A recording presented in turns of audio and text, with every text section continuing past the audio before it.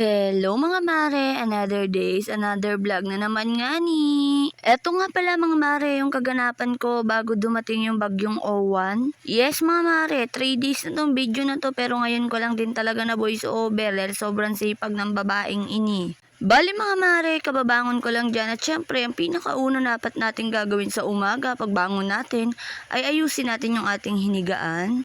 Kaya naman syempre yun talaga yung inuuna ko kapag babangon ako sa umaga. Habang nagiinit nga ako dyan ng mainit na tubig para sa aking pangkape ay para naman hindi masayang yung oras ko ay for the go nagwalis-walis muna ang babaeng ini. Sobrang nahihirapan na nga talaga ako dyan mga mare. Paano nga ba naman kasi itong walis ko ay talaga namang sobrang iksi na. Mahirap na nga talaga magwalis lalo na't malaki na tong tiyan ko.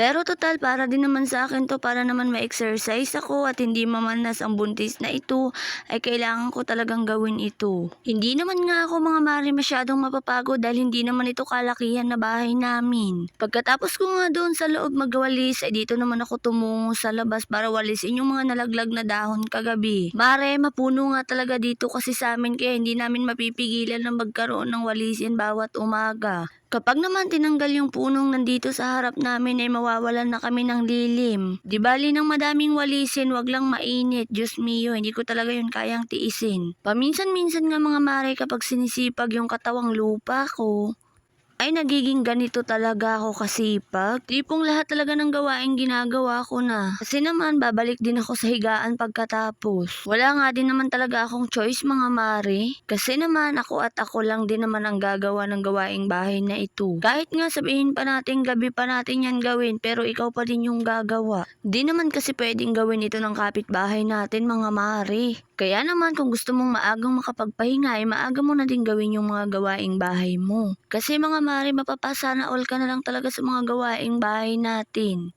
Kasi kahit anong tagal natin mga mare ay hintayin at hintayin pa rin tayo neto at hindi talaga tayo iiwan. Tipong iwanan man natin to pagbalik natin nandito pa rin sila nagiintay. Kaya mga mare ang magandang teknik talaga gawin nyo na yung gawain nyo ng maaga. Dahil kahit ipagpabukas mo pa yan ikaw pa din at ikaw pa din ang gagawa niyan. Mga mare pagkatapos ko nga dyang maghugas ng mga plato ay eto napagdesisyonan ko ang magsampay ng aking mga nilabhan.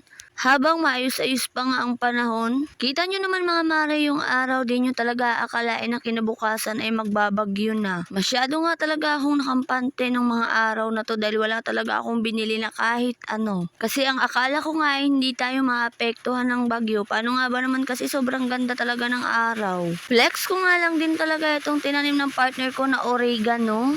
Ito nga partner ko ay dinaig pa talaga ako para talaga siyang babae. Napakahilig niya talaga sobrang magtanim. Kahit yung binili naming kamoting baging na itatapon na lang ay talaga namang naisipan niya pa itong itanim. Literal talaga na plantito.